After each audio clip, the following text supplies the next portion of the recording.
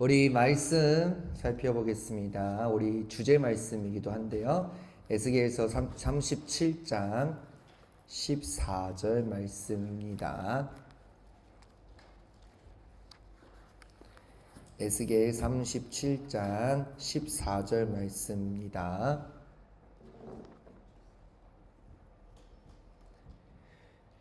구약성경 에스겔 37장 14절 한 구절 말씀인데요.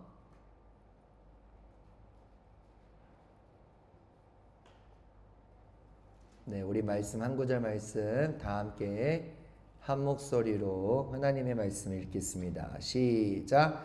내가 또 내 영을 너희 속에 두어 너희가 살아나게 하고 내가 또 너희를 고국 땅에 두리니 나 여호와가 이 일을 말하고 이룬 줄을 너희가 알리라. 여호와의 말씀이니라. 아멘. 오늘 설교 제목 여러분 이 순서지 뒤에 보시면 제목이 있는데요. 한번 외쳐보겠습니다. 시작. 그래갖고 살겠어요? 자, 시작. 아니야. 다 시작. 한 번만 더. 내가 만족이 아니고 하나님께서 만족을 못 하신대요. 자, 시작. 네, 좋습니다. 살아나라 라는 제목으로 여는 예배 말씀 선포하겠습니다. 여는 예배 말씀은 평소보다 짧을 수 있어요. 오프닝 워십이니까. 근데 저녁 집회는 여러분 각오하십시오. 제가 1시간 준비했습니다. 1시간 나오면 X 꼭 해주셔야 됩니다. 제가 다 저녁 집회 때는 얘기 안 할 거예요. 자, 한 번쯤 이런 속담 들어보셨을 겁니다. 소 잃고 외양간 고친다. 뭔 뜻이죠? 자신있게. 뭔 뜻이죠? 안 들려. 뭔 뜻이죠?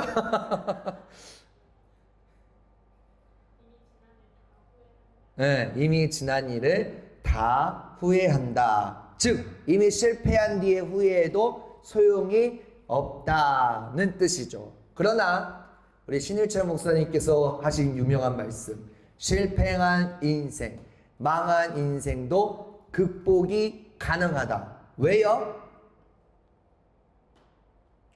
헐, 몇 주 됐다고 까먹었어? 왜요? 하나님께서 가능하게 하시니까요. 예배의 주인이 하나님께서 가능하게 하시기 때문이죠.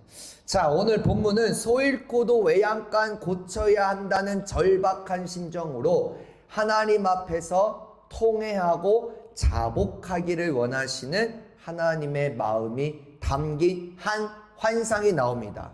제가 이 말씀을 준비할 때 우리 신일철 목사님께서 벌써 설교 시간에 얘기를 하셨어요. 그래서 제가 좀 다른 방향으로 준비하려고 열심히 노력을 했습니다. 여러분, 이스라엘 백성들도 처음에는 이스라엘이라는 나라를 사울왕을 통해 세울 때는 힘차게 출발하였습니다. 하나님만 섬기겠습니다. 하나님만 따르겠습니다. 라는 뜨거운 열정과 믿음이 있었습니다. 하지만 약 450년간의 세월이 흐르면서 그들의 믿음이 병들게 되었어요. 그들은 하나님의 말씀을 말 그대로 개무시했어요. 나중에는 정말로 이렇게 해도 될 정도인가 도가 지나칠 정도로 우상을 하나님의 성전에 세웁니다. 말이 됩니까? 그래서 성소를 뒤로 하고 제가 이거 신이로 외우기 힘들었는데 담무스를 향하여 애곡을 해요. 여인들이 실제로 나옵니다. 에스겔 8장 14절 말씀에 자, 읽을게요. 시작.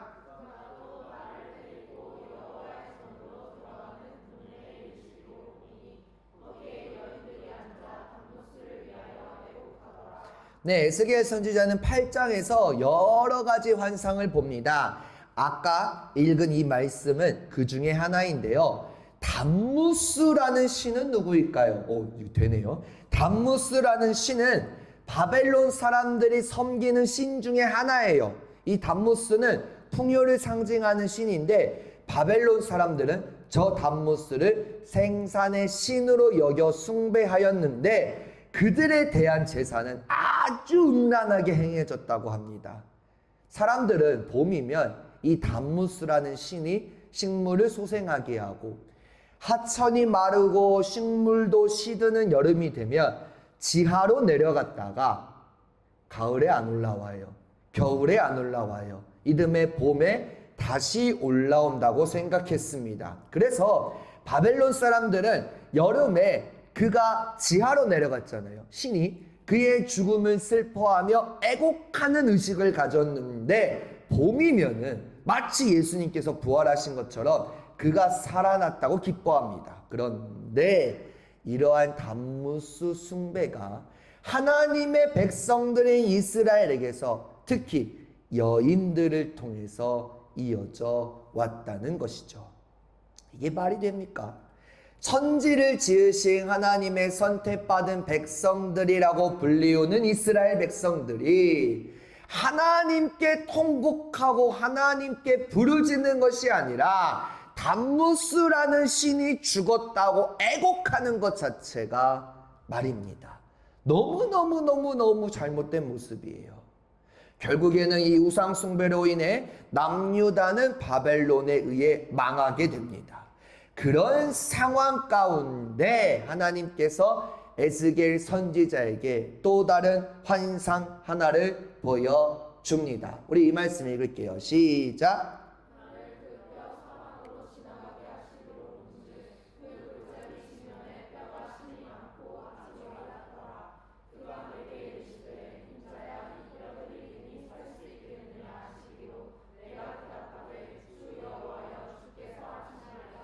아멘. 하나님께서 에스겔에게 환상을 보여주셨습니다.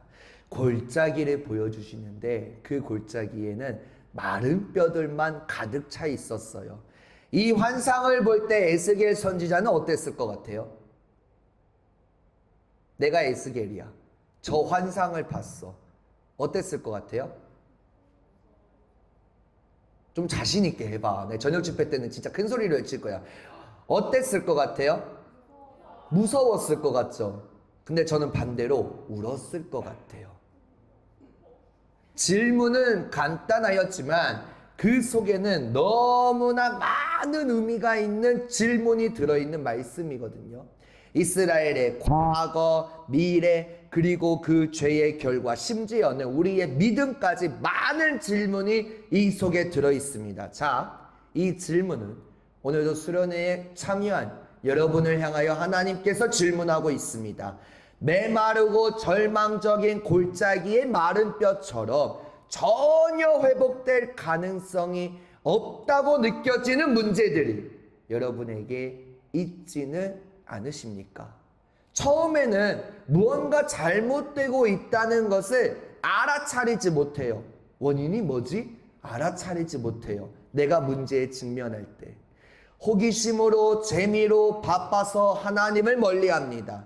반대로 죄를 가까이 해요. 세상을 가까이 합니다. 돈과 명예와 지식, 하나님보다 우선시한다는 거죠. 그러다가 완전히 잘못되고 실수를 하였다는 사실을 깨닫게 되지만 돌이킬 길이 없어요. 나중에는 그것들의 종이 되어서 끌려갑니다. 후회를 하지만 전혀 돌이킬 방법이 없어요.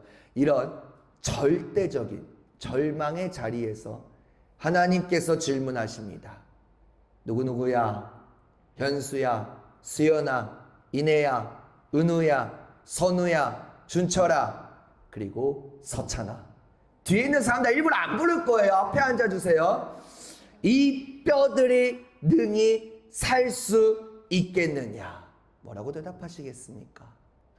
그야말로 1%의 가능성도 없는 현실을 보여주며 너는 100%의 가능성을 보느냐고 질문하시는 것이죠. 에스겔에게 보여진 그 골짜기는 뼈들만 가득하고 그 뼈들은 하나하나 분리되고 바싹 마른 뼈들이었습니다.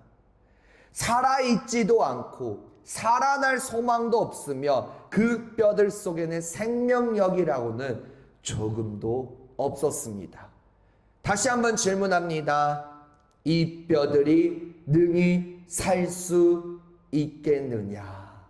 여러분 어떻게 대답하시겠습니까? 살아날 수 있다고 대답하자니 아무리 봐도 그렇게 보이지는 않고, 살아날 수 없다고 대답하자니 내 믿음이 너무나 없는 것 같고, 어떻게 해야 되나 라는 저는 고민을 해봤어요. 그러나 에스겔이 뭐라고 대답했죠? 주 여호와여 주께서 아시나이다. 이게 무슨 의미일까요? 하나님께만 능력이 있으시고, 하나님께서는 하시고, 하나님께서는 이루시고, 하나님께서는 인도하시는 분이십니다 라는 고백입니다. 예수 이름에 능력 있고, 예수 이름에 치유 있고, 예수 이름에 권세 있고, 예수 이름에 자유 있고, 예수 이름에 구원이 있는 것처럼 말이죠. 여러분, 제가 수련회를 떠나서 출애굽기를 통해서 말씀드렸다시피 내가 믿음이 있다는 것을 믿는 것은 믿음이 아니에요. 하나님을 하나님으로 믿는 것이 믿음입니다. 저 고백은 믿음의 고백이에요. 여러분, 이 수련의 기간, 더 나아가 세상 끝날까지 하나님을 하나님으로 믿고, 하나님께 하나님 내가 이런 분이신 줄 내가 믿습니다 라고 믿음의 고백을 올려드리는 우리 청년들이 되기를 주님의 이름으로 축복합니다. 자, 오늘 본문 말씀 14절 말씀을 다시 읽어볼까요? 준비 안 했어요. 왜 자꾸 여길 보세요? 본문은 읽어야지. 자, 시작.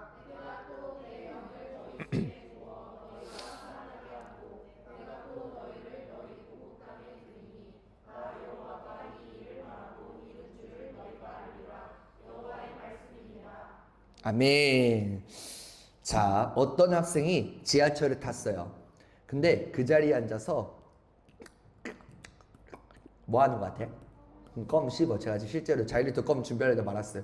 껌을 열심히 씹기 시작했어요. 짝짝짝짝 하면서. 그러자 맞은편에 앉았던 할머니가, 잘 안 들리는 할머니가 그 학생을 보고 이렇게 말하였다고 합니다. 이봐 학생, 아이고 그렇게 나한테 박수 쳐봤자 소용없어. 난 귀가 먹었거든. 여러분, 이런 상황을 사자성어로 혹시 뭐라고 하는지 아세요? 머리를 좀 굴려보세요. 사자성어로 이런 상황을 뭐라고 할까요? 서로 말이 안 통해. 답답해. 똑같은 질문했는데 완전 다른 답을 해. 동문서답. 하나님의 마음이 그러지 않았을까요? 이스라엘 백성들의 마음속에 우상이 들어오게 될 때 하나님으로부터 멀어지고 적과 꿀이 흐르는 가나안 땅에서 내쫓겨 그들이 잘못했으니까, 하나님께서 미워서가 아니라 그들이 잘못했으니까, 그들이 우상 숭배했으니까, 그들이 불순종했으니까, 그들이 하나님을 떠났으니까 바벨론의 종이 되어 끌려가게 되었습니다. 하나님께서는 마른 뼈와 같은 그들을 향하여 놀라운 말씀을 하십니다. 하나님의 영이, 성령이 이스라엘 백성들의 마음속에 들어갈 때 그들이 하나님의 군대로 살아나는 역사가 일어났습니다. 오늘 하나님께서 동일하게 저와 여러분에게 말씀하십니다. 누구누구야 이 뼈들이 능히 살 수 있겠느냐. 우리의 고백이 되어야 돼요. 하나님께서 아십니다. 생기를 대언하라. 생기를 대언해야 돼요. 우리 자신에게, 서로를 향해 생기를 대언해야 돼요. 기도인 거죠. 생기를 대언할 때 뼈와 뼈가 하나하나씩 맞춰가며 그 가운데 생기가 들어가니, 하나님의 성령이 임하니, 하나님의 나라가 임하니, 그들이 하나님의 군대로 살아났잖아요. 근데 그냥 살아나지 않아요. 어떻게 살아날까요? 여전히 우리 가운데 옛 마음을 그대로 가지고 있으면서 마른 뼈와 같은 메마르고 절망적인 상황에서는 벗어날 수 없습니다. 그러기 위해서는 우리의 옛사람을 완전히 벗어야 돼요. 그래서 성령님으로 인해 새로운 사람이 될 때 새로운 역사는 시작됩니다. 왜요? 우리는 새로운 피조물이니까요. 자, 고린도후서 5장 17절 말씀 읽겠습니다. 시작.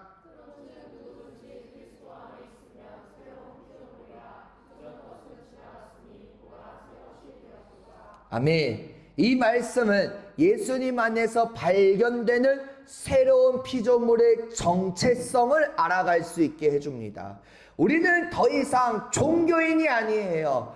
그리스도인으로서 삶의 가치관, 삶의 방식, 그에 따른 삶의 결과들이 완전히 바뀌어져야 합니다. 그런데 우리의 힘으로는 절대로 할 수 없어요.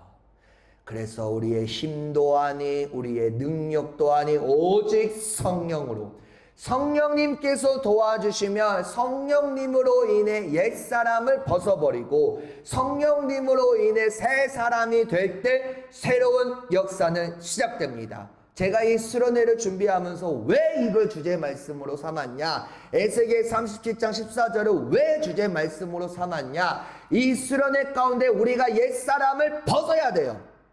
여전히 거지 같은 습성, 죄의 습성을 다 주님께 내려놓아야 됩니다.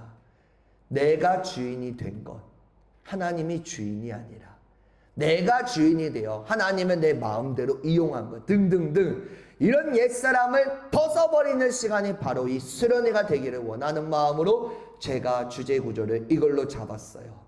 살아나라, 주님 말씀하십니다. 살아나라, 주님께서 강하게 말씀하십니다. 새로운 역사는 수련회 이후로 시작되어야 합니다. 메마른 뼈들이 하나님의 군대로 다시 살아납니다.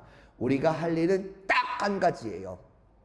성령 하나님을 우리 속에 모시고, 그리고 오직 믿음으로 하나님께 나아가기만 하면 됩니다. 자, 말씀을 맺습니다. 하나님께서는 우리의 처지를 그 누구보다 잘 아세요. 하나님께서는 마른 뼈 같은 이스라엘 백성들도 살아나기를 원하셨습니다.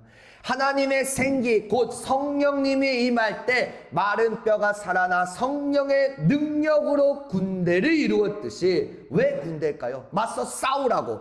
하나님의 영이 찾아와 성령님으로 인해 새로워질 때 이스라엘 백성들은 살아나는 역사가 일어나게 되었습니다. 하나님께서는 우리 울청 청년부가 이번 동계 수련회를 통해 살아나서 큰 하나님의 군대를 이루고 새로운 역사가 시작되기를 바라고 계십니다. 그러기 위해서는 옛사람을 벗어야 돼요. 그게 이제 저녁 집회 때 제가 말씀을 드릴 겁니다. 어떻게 옛사람을 벗느냐. 예고편 좋죠? 근데 녹화도 하고 있으니까 제가 얘기하는 겁니다. 큰 군대를 이루고 새로운 역사가 시작되기를 바라는 하나님, 우리가 그 하나님께 어떠한 마음으로 나아가야 되느냐, 바로 저녁 집회 때 말씀드리겠습니다. 여러분, 근데 우리가 그냥 살아나면 안 돼요. 우리 울청이잖아요. 울청. 왜 울청인지 뭐 말 안 해도 아시죠? 네, 울보 청년이고 울산제일교회 청년부를 합친 말인데, 저는 울보 청년이라는 말 참 좋아. 제가 울보거든요. 저 중고등부 연합예배 처음 갔을 때 우리 선생님들이 몇 분 앉아 계신데 애들 앞에서 울었어. 너무 그 가슴이 너무 아파서 막 울었어. 그래서 제가 청년부 기도회 인도할 때도 아마 울 가능성이 많습니다. 콧물 눈물 제일 찰 거예요. 저 손수건 준비해 놓을 거예요. 여러분 손수건 준비하세요. 준비물 하나 더, 손수건 준비하세요. 없다면 휴지라도 준비해. 하나님 앞에 울어야 돼요. 울보 청년으로 다시 살아나자고요.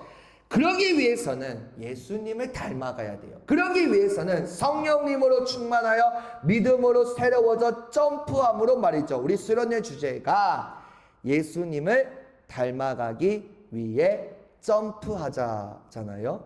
자, 이 점프의 의미에 대해서 마지막으로 말씀을 드릴게요. 제가 어젯밤에 급하게 책자를 봤는데 유니온이라고 써 있어서 깜짝 놀랐습니다. 유니온은 노조입니다. 그래서 제가 급하게 임원들에게 연락을 해서 바꿔주셔서 감사합니다. 생각해보니까 임원 회의록은 잘 써 있었더라고요. 제가 꼼꼼히 찾아보니까. 그러니까 우리 임원들 너무 고생했어요. 네, 제가 혼내려고 하는 거 아니에요. 자, 지저스, 예수님을 중심으로 모시고, 유니티, 하나 되는 공동체, 미션, 그리스도인으로서의 사명을 다하는 패션, 그냥 하면 안 돼. 열정으로 점프합시다. 우리 여능 예배는 찬양은 어쩔 수가 없어요. 저녁 집회 때 여러분 마음껏 뛰면서 주님을 찬양합시다. 마음껏 울면서 주님께 기도합시다. 마음껏 기도하면서 서로를 위해 기도합시다. 그냥 하지 말고 좀 열정적으로 한번 해보세요. 꿈꾸던 일이 이루어지고 하나님께서 이루시니까 이번 겨울 수련회를 통해 기도하던 일이 여러분 응답받는 역사가 일어나는 우리 울청 청년 공동체가 되기를 주님의 이름으로 간절히 축복합니다. 12시 점심 식사인데 제가 설교 길게 하면 제가 욕먹어. 네, 우리 결단 찬양 부르겠습니다. 우리 찬양팀 나와주세요.